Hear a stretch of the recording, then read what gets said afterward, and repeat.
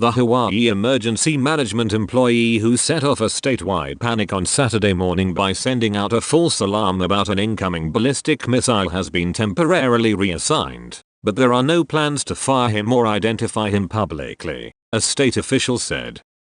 The employee, who has worked for the Hawaii Emergency Management Agency for 10 years, sent the missile alert to cell phones across the state by picking the wrong option on his computer for a routine drill, and then confirming his choice, according to Richard Raposa, the agency's public information officer.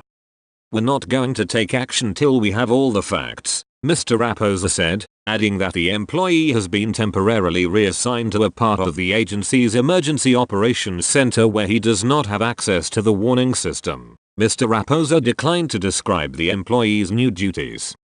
During the 38 minutes it took the agency to send a corrective alert rescinding the warning on Saturday, residents and tourists in a state that was already on edge over escalating tensions between the United States and North Korea frantically said their goodbyes and took shelter. Fear turned to anger when the alert turned out to be a false alarm.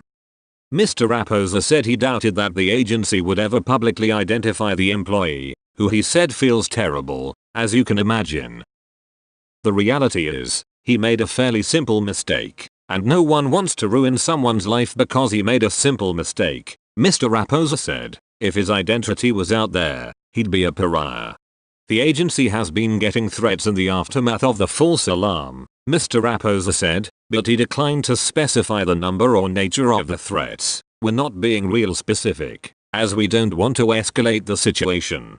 In an op-ed published Monday afternoon on USA Today's website, Vernd Miyagi, the administrator of the state emergency agency, said there was no excuse for the false alarm, but he cautioned against seeking retribution where we should be identifying solutions.